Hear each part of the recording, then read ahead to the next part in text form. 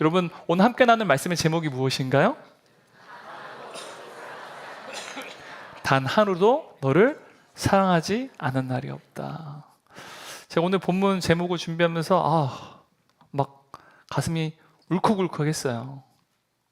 지금도 제목을 보면서도요 울컥울컥해요. 아마 그런 우리 성도님들 계시지만 또 한편으로는 뭐 무미건조하게 제목 되게 감성적으로 잘 만들었네, 그러신 분도 있을지 모르겠어요. 괜찮아요. 하지만 오늘 말씀을 통해서 하나님의 우리를 향한 진심이, 하나님의 마음이 깊이 느껴지는 놀라운 은혜가 있길 주님의 이름으로 축원합니다.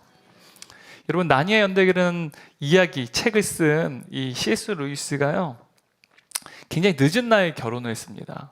58세의 나이에 늦장가를 들었어요. 그리고 그가 결혼한 여인은 조이라고 하는 여인이었는데 암이라는 질병을 겪고 있었습니다. 그러니까 사실 결혼식이요 병상 결혼이었어요.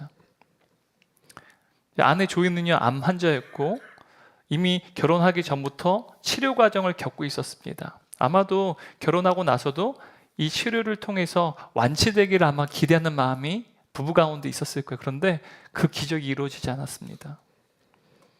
결국 C.S. 루이스는 늦은 나이에 결혼했고 그 사랑하는 아내를 잃게 되었다는 사실이죠.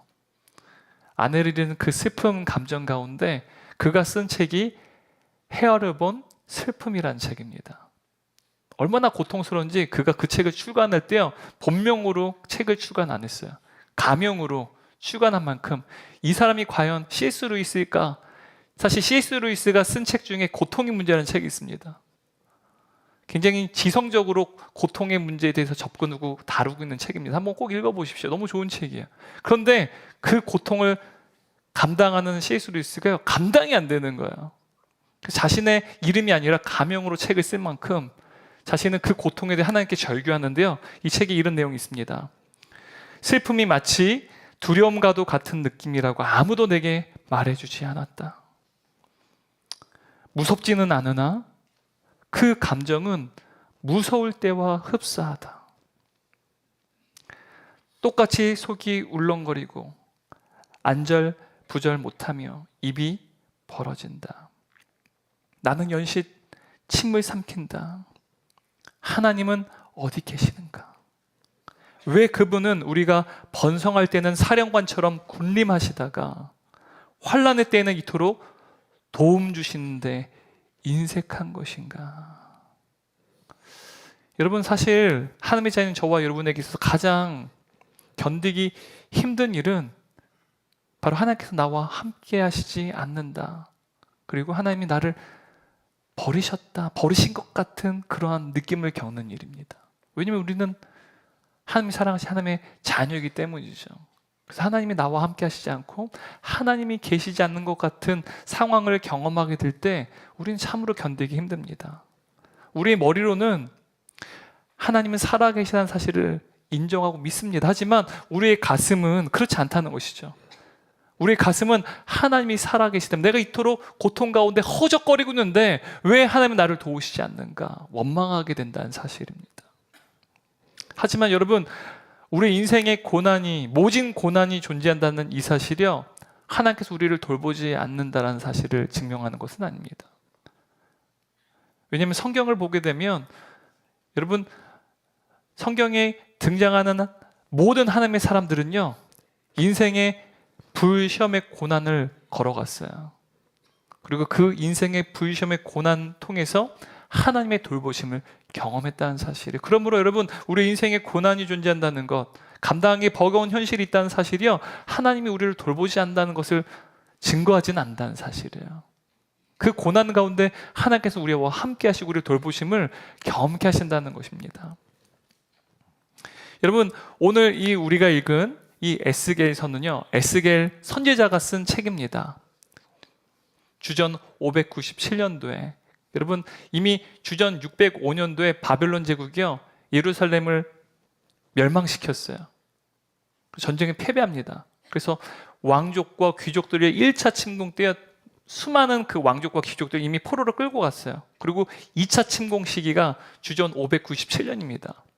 이때 또 남겨진 많은 남유다 백성들이요 바벨론 포로로 끌려갔습니다. 그리고 에스겔은 그때 이제 2차 침공 때 바벨론 2차 침공 때 그도 바벨론으로 포로로 끌려갔어요. 그러니까 이 에스겔 선지자는요 바벨론 포로로 끌려가는 한 백성들을 위한 선지자로 하나님께서 그를 부르신 거예요. 당대 동시대 사람이 또 예레미야입니다. 예레미야는요 그 예루살렘 땅에 남겨졌어요. 그러니까 예루살렘 땅에는 유다 백성들을 향해서 하나님의 말씀을 대언하는 선지자로 부르심 받았고, 에스겔은 포로로 끌려가서 유다 땅이 아니라 어디 땅일까요?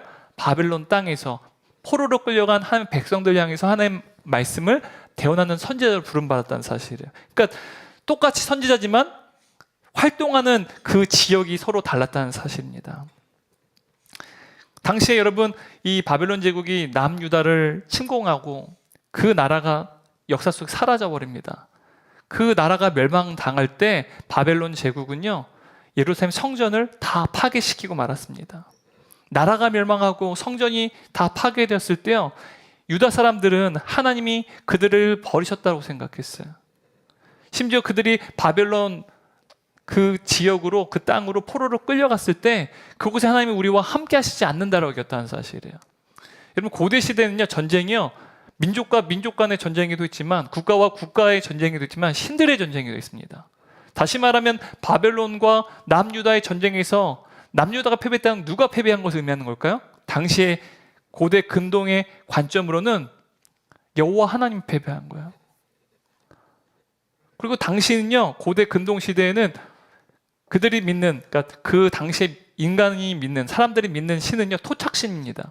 그러니까 그 지역을 넘어서지 않아요. 신들이요.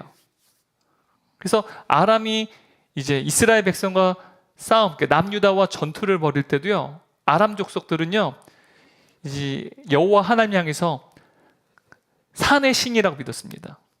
그러니까 왜냐하면 여러분 남유다는요 중요한 도시들이 다 중앙 상지 정상에 있습니다. 예루살렘도요 해발 한 800m 높은 정상에 위치하고 헤브론, 실로 모든 대부분 도시들이요 다 고도가 높은 산 정상에 있는 이제 도시들이라는 사실이에요. 그래서 이 아람이 봤을 때는 여호와라고 하는 신은 평지의 신이 아니라 산 위의 신이라고 여겼다는 거예요. 그래서 그들이 특히 전쟁을 벌일 때 아람이 남유다 전쟁을 벌일 때 평지에서 그러니까 그 산 정상에 전쟁을 벌이지 않느냐 많이 애를 썼어요. 왜요? 산 위의 신과 싸우면 누가 이길까요? 산 위의 신이 이기겠죠. 그래서 평지의 신을 믿는 아람은요 평지에서 그들과 전투를 벌이겠다는 사실이에요. 근데 여러분 바벨론은요 예루살렘을 침공하고 예루살렘을 완전히 포위하고 파괴시켰어요. 그 말은요 산 위의 신 여호와 하나님께서 바벨론의 신에게 패배를 당한 거예요. 그리고 포로로 끌려간다는 말은요 이제는 여호와는 어디에만 계세요? 그들이 생각할 땐 예루살렘만 거하시는 거예요. 근데 이제 바벨론 땅으로 끌려갔으니 바벨론은 바벨론 백성들이 믿는 신이 거주하는 땅이에요. 다스린 땅이에요. 그래서 그곳에는 하나님이 계실까요? 계시지 않을까요? 이제는 여호와 하나님은 그들과 함께 하시지 않는다는 사실이에요. 그래서 남유다 백성들이요 너무나도 괴로워했습니다. 그런데 여러분 이러한 시각이요 고대 시대의 하나님의 사람들만 갖는 시각일까요? 오늘날 우리 하나님 백성도 마찬가지예요. 세상 가운데 나갈 때 여러분 청년들 캠퍼스 가면 그곳에 하나님이 계신다고 여길까요? 모든 것이 무신론적입니다. 모든 학문이 진화론적인 백그라운드에 시작합니다. 사회에 나가면 여러분 하나님이 어느 곳에 계세요? 직장에 가면 하나님의 어떠한 존재가 드러날 만큼 그런 여지가 있습니까? 다 무신론적인 세계가 아닙니까? 내가 하나님 믿는다는 사실 드러내는 것조차도 두려운 것이 사실 아닙니까? 직장에서도 가정에 사회에서도 세상에서도 어느 곳에 하나님이 계시지 않은 것처럼 느껴져요. 여러분 남유다 백성들만 그렇지 않았다는 거예요. 우리가 살아가는 현실도요 마치 우리가 살아가는 그 차가운 현실 속에서 하나님이 계시지 않는 것 같아요. 우리가 고난당하는 현장 가운데 하나님이 나와 함께 하시지 않는 것 같은 느낌을요 우리도 늘 경험하며 살아간다는 사실입니다.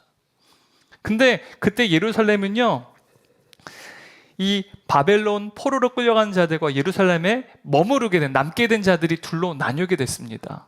근데 여러분이 만약 예루살렘에 남게 된 자들이라고 한다면 여러분 포로로 바벨론을 끌려가는 자들을 볼 때 여러분 어떤 마음 가지겠어요? 동정의 마음, 슬픈 마음을 가지겠어요? 아니면 경멸스러운 마음 가지겠어요? 네? 동정의 마음, 슬픈 마음 갖지 않겠습니까? 형제자매들이 지금 포로로 끌려갔는데 얼마나 마음이 아파요. 그런데 당시에 바벨론 포로로 끌려온 자들에 대해서 예루살렘에 남게 된 백성들은요, 경멸스러운 눈으로 그들을 바라봤다는 거예요. 마치 그들이 하나님께 버림받은 자들, 저주받은 자들이라고 여기고 그들을 동정하는 것이 아니라 경멸의 눈으로 바라봤다는 사실입니다. 15절 말씀 함께 읽도록 하겠습니다. 너희는 여호와에게서 멀리 떠나라. 이 땅은 우리에게 주어 기업이 되게 하신 것이라. 여러분, 예루살렘 남게 된 자들이요, 지금 바벨론 포로 끌려간 자들이 그렇게 말했다는 거예요. 너희는 여기 빨리 떠나.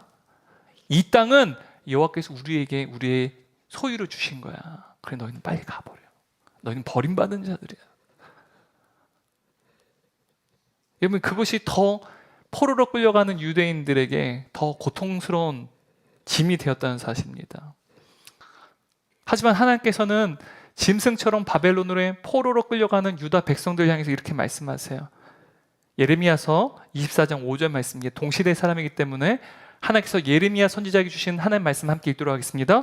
이스라엘 하나님 여호와께서 이와 같이 말씀하시니라. 내가 이곳에서 옮겨 갈대아인의 땅에 이르게 한 유다 포로를 이 좋은 무화과 같이 잘 돌볼 것이라. 죄송합니다. 제가 시계를 보다가 잘못 읽었어요. 네. 계속 시간을 제가 보면서 설교를 해야 되다 보니까. 근데 지금 하나님께서 유다 포로를 어떻게 하시겠다라고 말씀하세요? 좋은 무화과같이 잘 돌볼 것이다 라고 말씀하고 계세요. 여러분, 무화과 나무 열매, 아마 무화과 나무는 본 적 없어도 무화과 열매는 요즘에 우리나라에서 시중에 많이 팔더라고요. 그죠? 많이 좋아하시잖아요. 그죠? 근데 여러분, 그 무화과 나무 열매 달달하고 되게 맛있지 않습니까?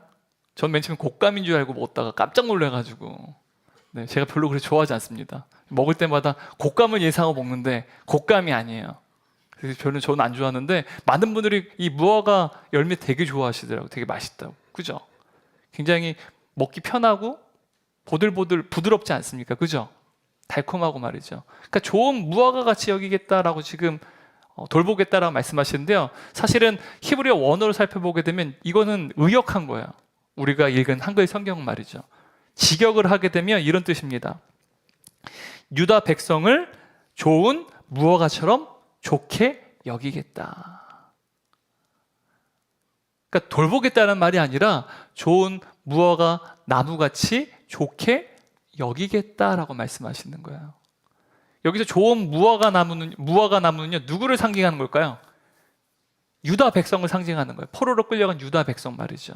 근데 좋은 무화과 같이 여기겠다 이 말은요, 곧 하나님께서요, 바벨론 포로로 끌려간 유다 백성들을 하나님께서 그들을 버리신 것이 아니라 여전히 그들은 하나님의 자녀요, 하나님께서 그들을 존귀하게 여길 것이다 라고 말씀하시는 거예요. 그러니까 지금 예루살렘에 남은 동족들은요, 그들이 여호와 하나님부터 버림받았다라고 그들을 저주하고 경멸하는데 그게 아니라는 거예요. 바벨론 포로로 끌려갔지만 그 유다 백성 여전히 하나님의 자녀들이요, 존귀한 하나님의 백성의 사실을 하나님께서는 여전히 그것을 지키고 계시겠다, 너를 그렇게 봐주겠다 이렇게 말씀하시는 거예요. 근데 여러분, 하나님께서 이 바벨론 포로로 끌려간 하나님 백성들, 유다 백성들을 하나님의 자녀로 인정하고 존귀한 하나님의 자녀로 여기겠다라고 말씀하신들, 여러분, 지금 이들의 가혹한 포로로 끌려가는 이 현실, 또 이방의 노예로 살아가는 이 현실이요, 행복한 삶으로 바뀌어집니까?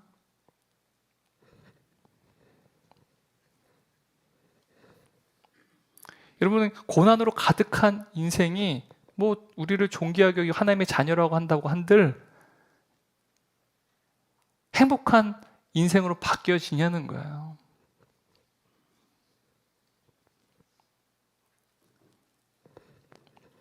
막 신물날 만큼 경제적인 어려움을 겪고 있는데 그 어려움이 행복한 인생으로 바뀔 수 있냐는 거예요.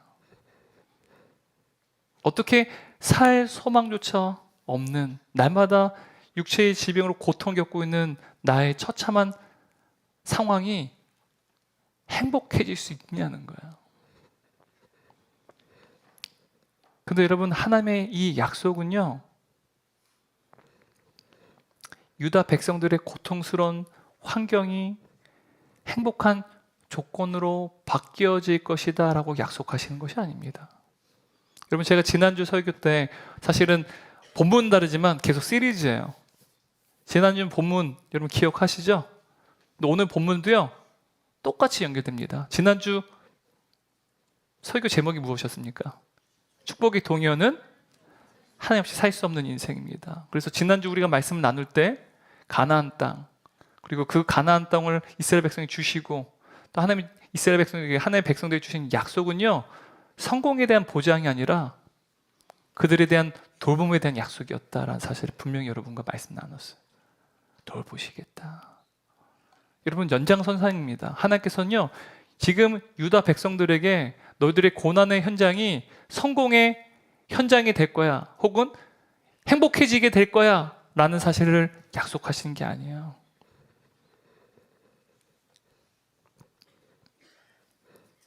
하나님께서 그들과 함께 하시겠다는 사실, 어떠한 고난이 있을지 너희는 여전히 존귀한 나의 자녀라는 사실을 약속하고 계시는 거예요. 존귀한 하나님의 자녀라면 여러분, 하나님은요 그 자녀들을 돌보실 수밖에 없는 거예요. 지금 그것을 약속하고 계시다는 사실입니다. 지금 바벨론 포로로 끌려간 이 유다 백성들이요, 인간 이하의 대접을 받고 포로로 살아가야 되는 이 차가운 현실은요 사실 너무 괴롭습니다. 근데 인간 이하의 대접을 받아가며 살아가면 더 괴로운 현실은 무엇인지 아십니까? 그들이 여호와 하나님부터 버림받은 존재라고 여기게끔 하는 잔인한 현실이었다는 거예요. 그들이 그 잔인한 현실이요, 너희는 여호와 하나님께 버림받았어 라는 그 사실을 계속해서 강요하게끔 했다는 것입니다. 그것이 하나님의 백성, 유다 백성이 가장 괴로운 것이었습니다.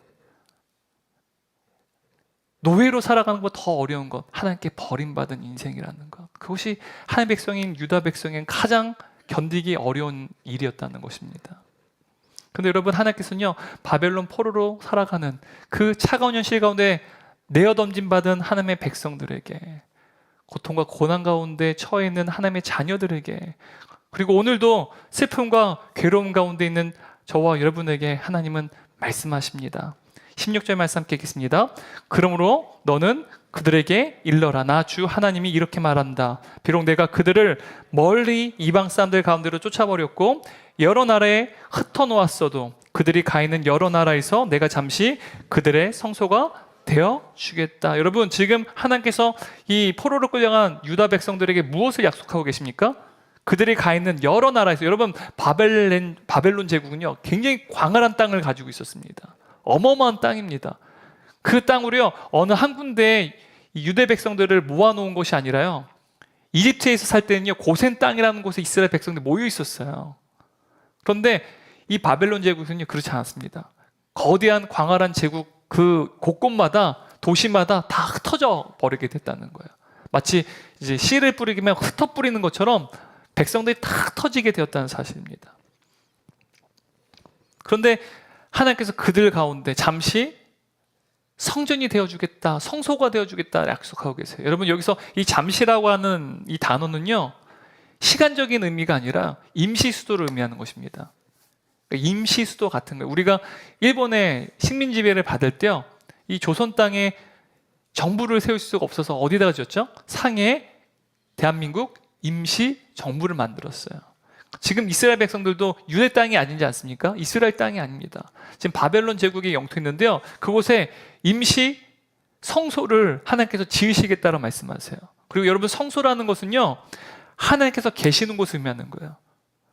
바로 이 바벨론 땅에 하나님께서 임시적으로 계시는 곳을 스스로 세우겠다, 지금 이스라엘 백성들에게 약속하고 계시다는 사실입니다.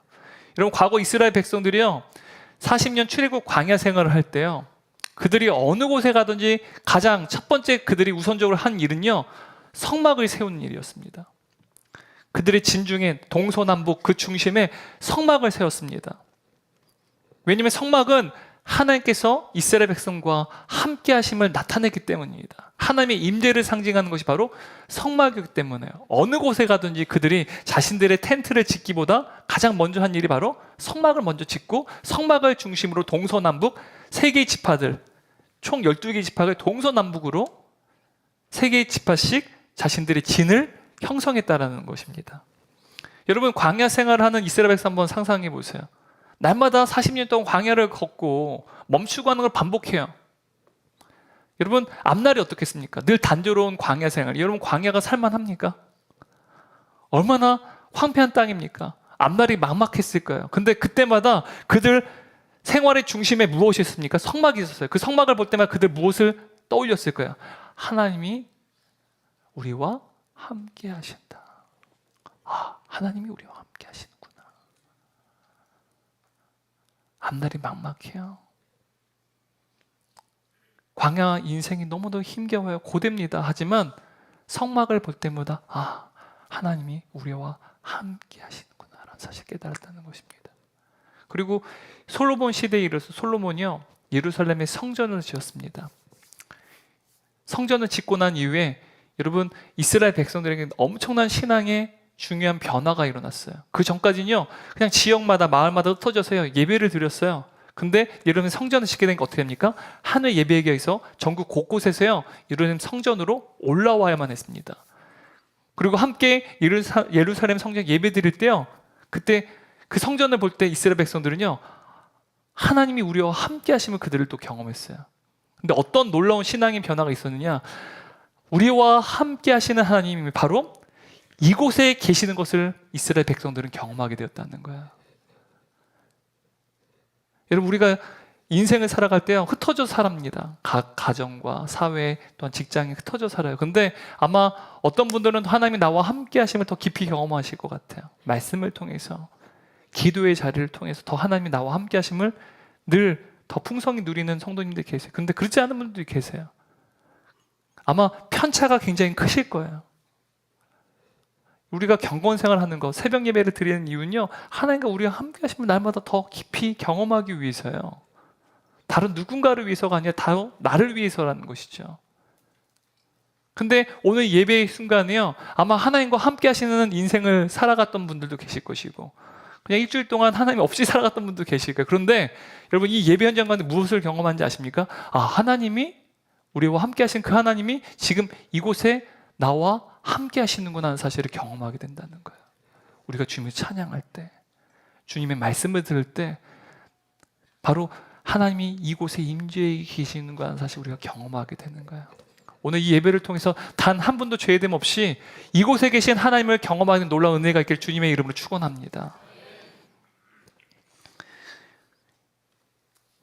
여러분, 이토록 성전을 통해서요 나와 함께 하시는 하나님을 바로 이곳에 계시는 사실을 경험하게 됐어요. 그런데 여러분, 바벨론 제국은요 그 예루살렘 성전을 다 파괴시켜버렸어요.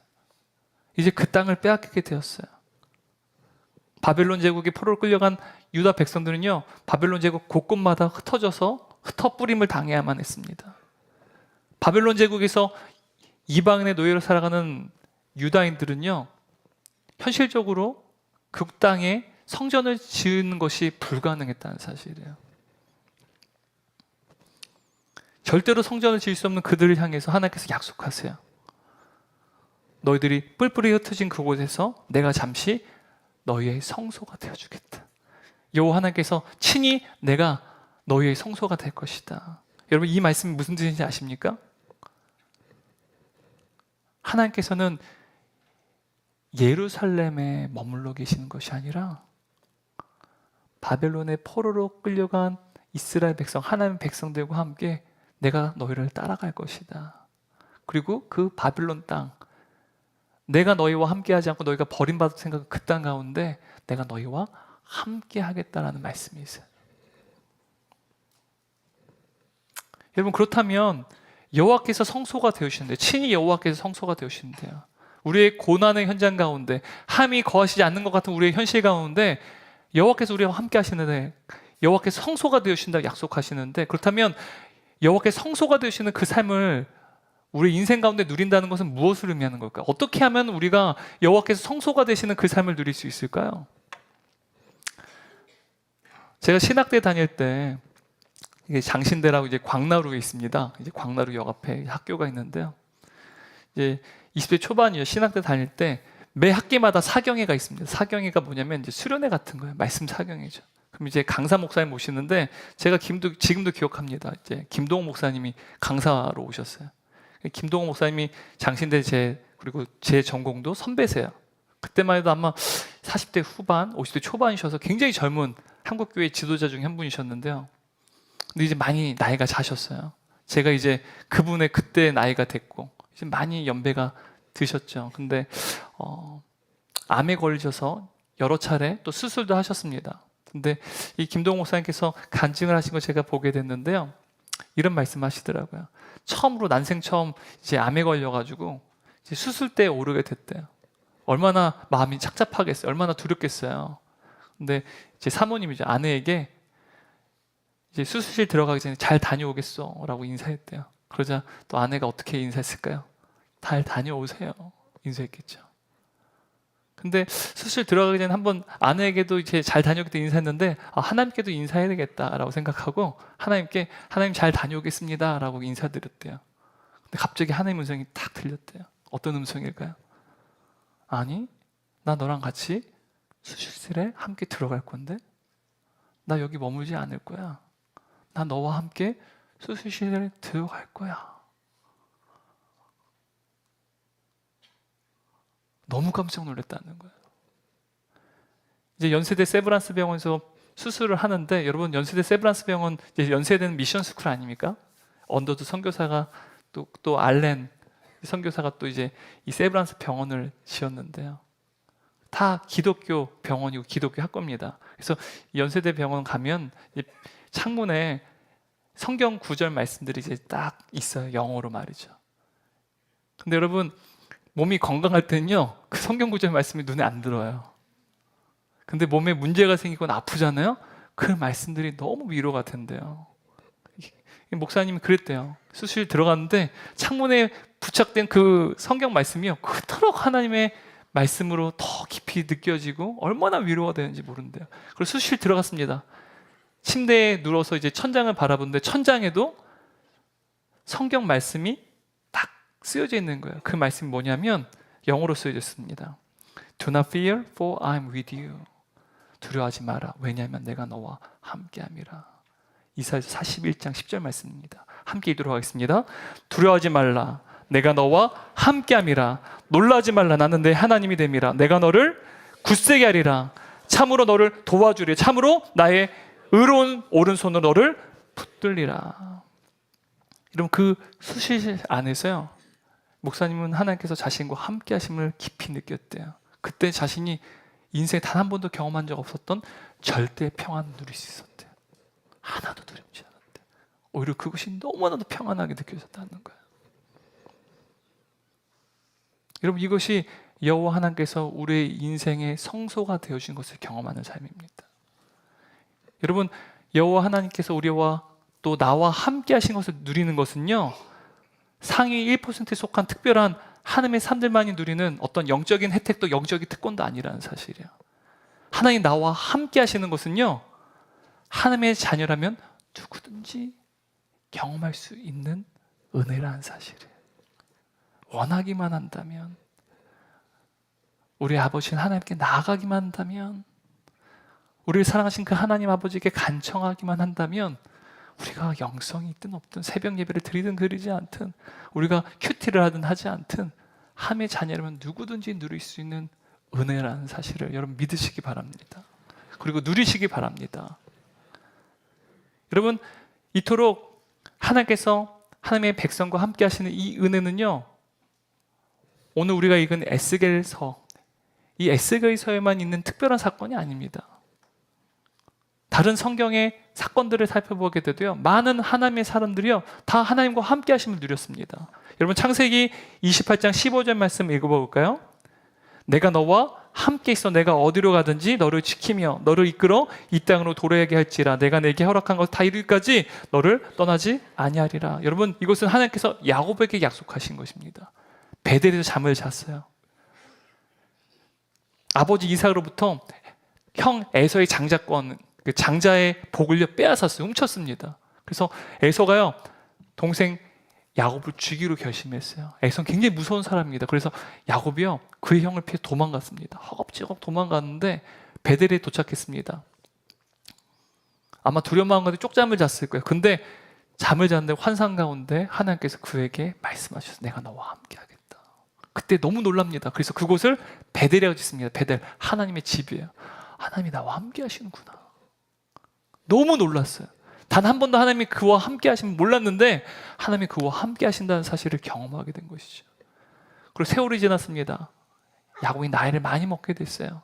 그가 거하던 가나안 땅에 어마어마한 기근이 찾아옵니다. 도저히 자식들과 가족들이 그곳에 살 수가 없어서 하나님께서 그들로 하여금 애굽으로 내려가게 하십니다. 근데 애굽에 내려갈 때 야곱은 두려웠어요. 근데 하나님께서 그때 약속하십니다. 창세기 46장 3절 4절 말씀 함께 읽겠습니다. 하나님이 이르시되 나는 하나님이라 내 아버지의 하나님이니 애굽으로 내려가기를 두려워하지 말라. 내가 거기서 너로 큰 민족을 이루게 하리라. 내가 너와 함께 애굽으로 내려가겠고. 여러분, 야곱에게 하나님께서 뭐라고 말씀하세요? 지금도 나이가 100세가 넘은 그 야곱에게도요, 내가 너와 함께 하겠다 약속하고 계세요. 여러분, 이것이요, 하나님의 백성을 향한, 그리고 하나님의 자녀인 저와 여러분 향한 하나님 아버지의 일관된 마음이라는 거예요. 성경에 계속해서 하나님께서는 하나님의 백성들과 하나님의 자녀들에게요, 내가 너와 함께 하겠다고 약속하세요. 이게 일관된 하나님 아버지의 메시지라는 사실, 우리를 향한 메시지입니다. 그런데 여러분, 오늘 본문을 보게 되면요, 하나님께서 에스겔 선지자에게 하나의 환상을 보여주시는데요, 그 환상 속에서요, 하나님께서 예루살렘 그 성전을 떠나시는 그 광경을 환상을 통해서 보여주세요. 여러분, 하나님께서는요, 특별한 장소에 이스라엘 가운데 임재해 계셨는데요, 바로 성소 안에, 특히 지성소, 그리고 지성소 안에 법궤가 있습니다. 그 법궤 위에 천사들이 날개를 펼치고 있는데 그 날개 아래 속죄소 위에 하나님께서 임재해 계셨어요. 한번 이미지 한번 보여주시겠어요? 네. 지금 성전 보이시나요? 성전 안에 보시면 계단이 있고 그 위에 지성소가 있어요. 커튼이 있고 그 안에 보면 커다란 천사들, 그룹이라고 한 날개가 달린 천사들이 있고요. 그 아래 언약궤, 법궤가 있습니다. 보이세요? 그래서 저 지성소 안에, 그리고 저 언약궤 위에 임하시는데, 다시 또 다른 이미지 보여주시겠어요? 저 언약궤 법궤에 보면 천사들 날개가 있고 그 아래 그것을 속죄소라고 합니다. 그리고 저것을 우리가 속죄소 혹은 속죄판이라고 말하는데요, 다시 말하면 법궤 덮개, 뚜껑을 생각하시면 돼요. 저것이 뚜껑 위에가 바로 속죄소입니다. 하나님께서 저곳에 임재하신다라고 약속하셨어요. 그래서 모세에게 출애굽기 25장 22절 말씀 보면 쉬운 성경 함께 있습니다. 내가 거기에서, 거기가 어디냐? 바로 곧 언약궤 위에 있는 그룹 사이 속죄판 위에서 너를 만나줄 것이다. 내가 그곳에 속죄판 위에, 속죄소 위에 임재 있을 것이다, 거할 것이다 라고 약속하세요.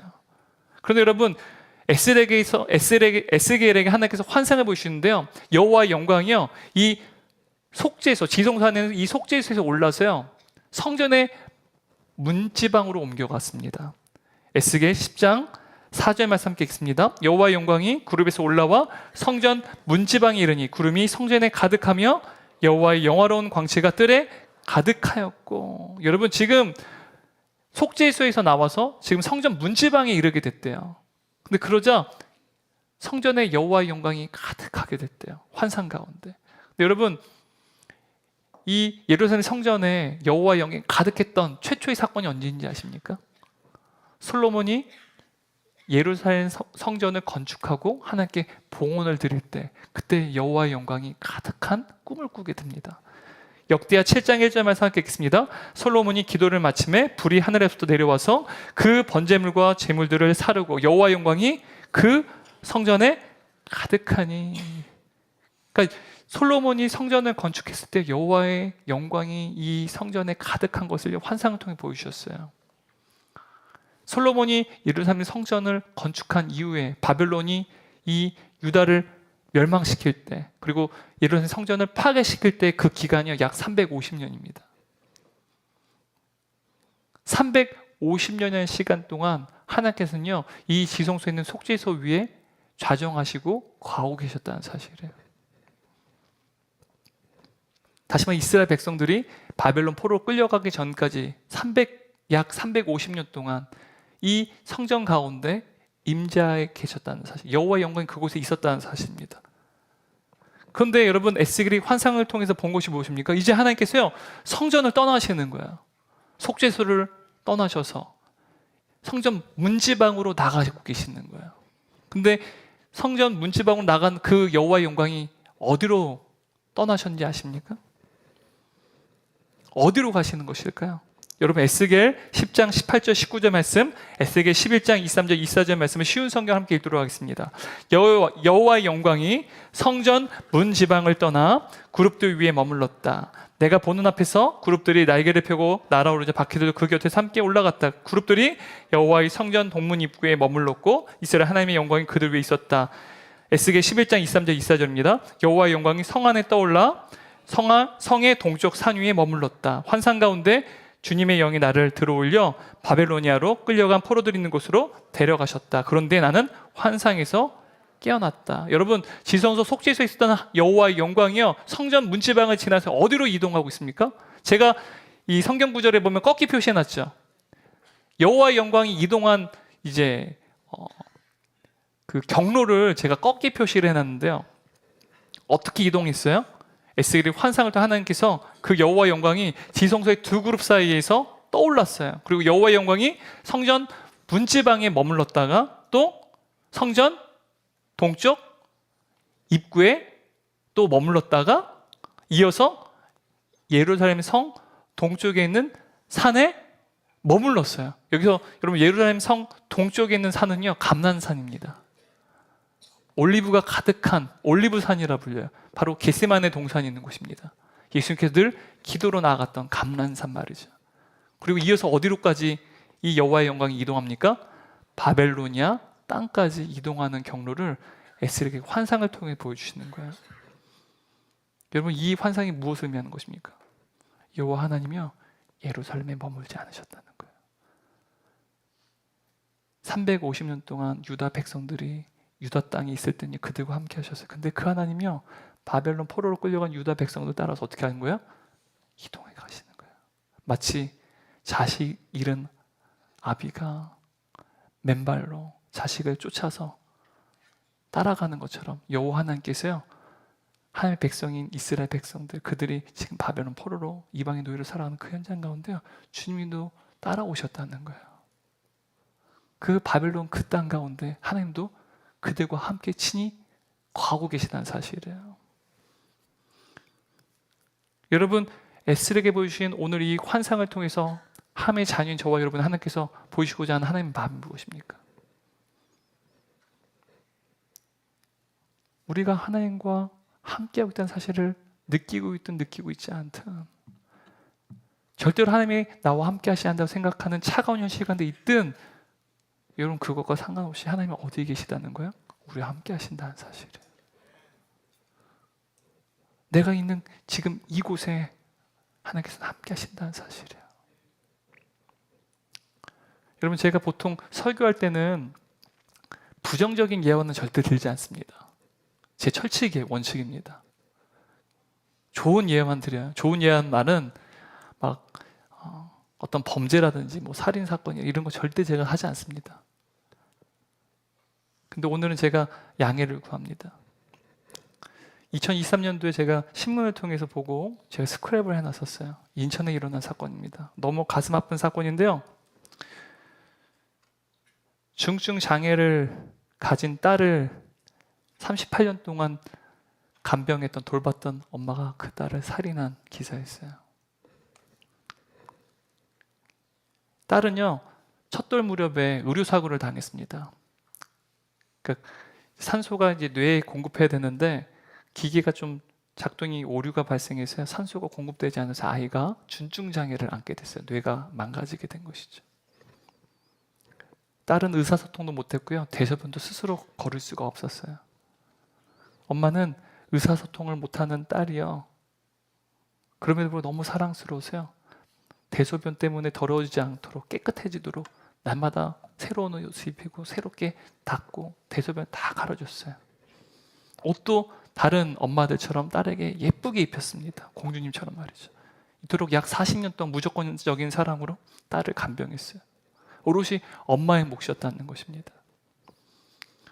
그런데 극진이 대접했던 이 환경 가운데 엎친 데 덮친 격으로 딸이요 대장암 3기라는 진단을 받게 됐어요. 근데 엄마는요 포기하지 않았습니다. 코로나가 임했을 때 포기하지 않고 항암 치료를 받게끔 했고요. 24시간 딸 곁에 있으면서 딸을 돌봤어요. 엄마는 끝까지 돌봤습니다. 근데 엄마를 무너뜨린 것은 다른 게 아니라 암으로 고통스러워하는 딸의 모습이었어요. 의사소통도 못하는 딸이요 절규하며 소리를 지릅니다. 고통을 견디지 못하는 거예요. 그 과정 속에서 엄마가 조금씩 무너지기 시작했어요. 그리고 극심한 우울증에 시달리게 되었습니다. 그리고 딸의 고통을 덜어주고자 극단적인 선택을 합니다. 그리고 엄마도 유서를 썼어요. 수면제를 먹고 죽기로 결심한 것이죠. 근데 몇 시간 있다가 이 집에 방문한 아들 때문에 엄마는 생명을 잃지 않게 됐어요. 그리고 법정에 섰어요. 재판관들 앞에서 엄마는요 고개를 들 수가 없었어요. 나는 죄인입니다. 내가 사랑한 딸을 살해했습니다. 이것이 기사였습니다. 엄마는 나는 나쁜 엄마라고 고백했어요. 자백했습니다. 여러분 엄마는 자식을 포기할 수가 없어요. 자신의 뱃속으로 난 그 자식은요 마치 엄마의 몸에 새겨진 문신처럼 뗄래야 뗄 수 없는 것이 자신의 배로 나온 자식이에요. 하지만 제 아무리 자기의 배로 낳은 자식을 부모는요 그 사랑에 한계가 있습니다. 인간은 한계가 있어요. 여러분 하지만 하나님의 사랑에는 한계가 없습니다. 하나님의 사랑에는 한계가 없어요. 그래서 하나님께서 이사야 선지자를 통해서 이렇게 말씀하세요. 이사야서 49장 15절 말씀 함께 읽겠습니다. 어머니가 어찌 제 젖먹이를 잊겠으며 제 태에서 낳은 아들을 어찌 국률이 여기지 않겠느냐. 비록 어머니가 자식을 잊는다 하여도 나는 절대로 너를 잊지 않겠다. 여러분 이것이 하나님 아버지의 사랑이요 하나님 아버지의 우리를 향한 마음이라는 거예요. 여러분 하나님의 사랑은요 결코 한계가 없습니다. 여러분 죄인인 저와 여러분이 하나님요 사랑하셨어요. 거룩한 하나님, 죄가 없으신 하나님께는요 죄인은 원수일 뿐입니다. 하지만 하나님께서는 죄인인 원수인 저와 여러분을 사랑하셨어요. 그래서 단 하나뿐인 아들 예수 그리스도가 이 땅에 오셨습니다. 인간의 몸을 이 땅에 오셨어요. 왜요? 우리를 위해 죽기 위해서 인간의 몸을 이 땅에 오셨다는 거예요. 그래서 우리를 위해 십자가에 죽으셨습니다. 여러분 그 십자가의 고통을요 바로 저와 여러분을 다시 하나님의 자녀로 낳으시기 위한 하나님의 해산의 고통이었다는 사실이에요. 죄인인 우리를 구원하시기 위해서 독생자 예수 그리스도도 아낌없이 우리에게 주시고 인간의 몸으로 오시는 하나님이라면 여러분 그분에게는요 그분의 사랑은 절대로 한계가 없습니다. 여러분 하나님께서는요 오늘 본문을 통해서도 말씀하세요. 바벨론 포로로 자신들이 이제는 하나님의부터 버림받았다 생각 그들과 하나님은 함께 하셨어요. 단 하루도 그들과 헤어질 수가 없어서 어떻게 하십니까? 하나님께서는요 예루살렘을 떠나는 유다 백성을 쫓아서 어디까지 쫓아오셨습니까? 바벨론 땅까지 찾아오셨다는 사실이에요. 한 걸음 더 나아가 그들과 함께 하실 뿐만 하나님께서는요 반드시 내가 너희를 회복시키겠다라고 약속하세요. 17절 말씀 함께 읽도록 하겠습니다. 그러므로 너는 포로가 된 동포들에게 이르기를 나 주 하나님 이렇게 말한다. 내가 여러 민족 속에서 너희를 모아들이고 너희가 흩어져 살고 있는 그 여러 나라에서 너희를 모아 이스라엘 땅을 너에게 주겠다. 여러분, 유다 백성들은요, 바벨론은 포로로 끌려갈 때 그들은 하나님께 버림받았다고 생각했어요. 하나님께 버림받고 자신들은 저주와 징벌을 받는 것이라 여겼습니다. 그리고 이 바벨론 땅은 하나님께서 우리와 함께 거하시지 않는다고 믿었습니다. 근데 하나님께서는요, 에스겔 선지자에게 환상을 통해서요, 여호와 하나님의 이름을 그에게 보여주시고 그들과 함께 하시는 하나님의 사실을 나타내 보이셨습니다. 에스겔서 48장 35절 말씀 읽겠습니다. 그날 후로는 그 성읍의 이름을 여호와 산마리라. 여러분, 지금 이스라엘 백성들이 거하고 있는 그 성읍이 어디입니까? 바벨론 땅입니다. 그 성읍을 지금 하나님의 거하시는 예루살렘이 아니에요. 이방인의 땅입니다. 근데 그 성읍을 여호와 산마라 하겠대요. 여호와 산마란 말은요, 여호와께서 거기에 계시다라는 뜻이에요. 여러분, 우리 인생에도요, 인생의 수없는 차가운 고난 가운데 우리가 고통 겪어요. 어떤 분들은 여전히 내가 어찌할 수 없는 인생의 고난의 족쇄에, 착고에 묶여서요, 이리저리 치이고 우리의 육체도 상하고 우리의 영혼과 우리의 마음도 깨어지는 아픔을 겪는 동역자분들 계신지 모르겠어요. 이 고통 가운데 나는 하나님부터 버림받은 것 같고 마치 하나님이 나와 함께 하시지 않은 것 같은 생각이 들 때가 있다는 것이죠. 하지만 하나님께서는요, 바벨론 포로로 끌려간 유다 백성들이 약속하세요. 내가 너희를 좋은 무화과 나무처럼 여기겠다. 무슨 말이에요? 니들이 비록 이방인의 노예로 살아가고 바벨론 포로로 살아갈지 몰라도 그럼에도 불구하고 너희는 여전히 나의 존귀한 자녀들이다. 너는 여전히 내가 사랑하는 나의 자녀들이라고 말씀하시는 것이라는 거예요. 그리고 하나님께서는 너희가 고난당하는 그 현장에서, 그 고통의 현장에서 내가 친히 너희를 위한 성소가 되어주겠다. 내가 너희와 함께 하겠다라고 말씀해 주세요. 여러분, 하나님께서는 우리의 차가운 현실 속에서 단 하루도 우리를 사랑하지 않은 날이 없을 만큼 우리와 함께 하시고 우리를 주관하시며 우리가 있는 그곳에 함께 계시는 주님인 줄 믿으시기 바랍니다. 여러분, 하나님 아버지께 나와 함께 하시는 그것을 매 순간 경험하는 능력이 곧 평안입니다. 주님이 나와 함께 계시기에 누리는 그 능력, 바로 평안이에요. 근데 여러분, 이 평안은요, 내가 마음 먹는다고 얻을 수 있는 게 아닙니다. 주님이 주신 능력이라는 거예요. 주의 영이 우리 가운데 거하게 될 때 우리는 우리의 상황과 조건이 아니라 주님이 주신 능력으로 말미암아 참된 평안을 누릴 수 있어요. 절대 평안을 누린다는 사실이에요. 19절 20절 말씀 함께 읽겠습니다. 내가 그들에게 한 마음을 주고 새 영을 넣어주겠다. 돌같이 굳은 마음을 제거하고 살같이 부드러운 마음을 주겠다. 그러면 그들이 내 규례대로 살고 내 법을 지킬 것이다. 그들은 내 백성이 되고 나는 그들의 하나님이 될 것이다. 여러분, 새로운 영신 성령께서 저와 여러분 안에 계세요. 예수 그리스도가 나의 구세주 되심을 고백하는 분들은요, 다 새 영이신 성령님이 거하신 분들이에요. 그리고 나를 위해 십자가 주신 예수님의 그 십자가 사건을 묵상할 때 주님이 나와 함께 계심을 경험할 수 있습니다. 주님이 나와 함께 계심을 경험할 때 여러분, 그 말씀은요, 주님께서 나를 지키시고 보호하신다는 거예요. 주님이 나를 지키시고 보호하신다는 그 말은요, 주님이 나를 영원히 사랑하신다는 뜻이에요. 주님과 나와 함께 하신다는 이 말은요, 주님이 우리를 영원히 사랑하신다는 말입니다. 한 걸음 더 나아가 우리 안에 계신 성령께서요, 우리로 하여금 어떠한 고난 속에서도 우리가 하나님의 자녀예요. 어떠한 환경 속에서도 하나님께 나의 하나님 되심을 늘 믿고 나아가는 그 힘을 공급해 주신다고 약속하세요. 여러분, 이 놀라운 평안을, 이 놀라운 능력을 날마다 풍성히 누린 저와 여러분 되시길 주님의 이름으로 축원합니다. 결론입니다. 여러분, 바벨론 포로로 끌려간 이스라엘 백성들에게는 아무런 희망이 없었어요. 그들이 이방의 노예로서 바벨론 포로 생활할 때요, 그들이 어디로 나아가야 될지 그들은 알 수가 없었습니다. 향방을 알 수 없었어요. 마치 하나님께서 그들을 버리신 것처럼 느꼈습니다. 하지만 여호와께서는 그들과 함께 하셨어요. 근데 여러분, 하나님께서는 하나님의 자녀인 저와 여러분을 향해서 이 땅에서만 함께하는 것이 아니라 영원히 함께 하실 것을 우리에게 약속하셨어요.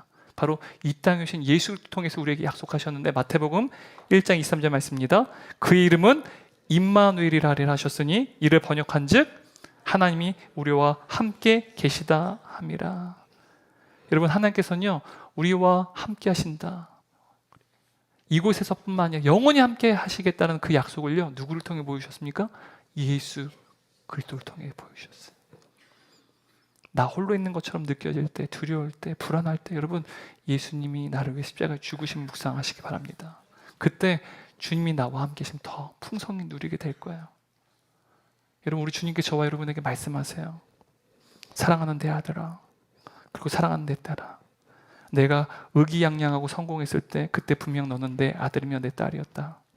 그러나 내가 아무리 애를 써도 인생의 텅 빈 바구니를 들고 초라하기 짝이 없는 모습으로 서 있을 때, 도저히 회복이 불가능해 보이는 치명적인 죄 가운데 넘어져 너 자신을 용서할 수 없을 때, 심지어 내 곁에 아무도 남아있지 않아서 인생의 슬픔과 아픔을 너 홀로 외로이 삭혀야 될 때 기억해라. 반드시 기억해라. 그때는 더욱 내 사랑하는 아들이며 그때는 더욱 내 사랑하는 딸이다. 나는 단 한 번도 너를 향한 나의 마음을 접어본 적이 없고 나는 단 하루도 너를 사랑하지 않은 날이 없다. 날마다 우리 안에 계시는 임마누엘의 영이신 성령님을 통하여서 단 하루도 나를 사랑하지 않은 적이 없다고 말씀하신 그 농도 짙은 하나님의 사랑을 날마다 경험한 저와 여러분 되시기를 주님의 이름으로 축원합니다.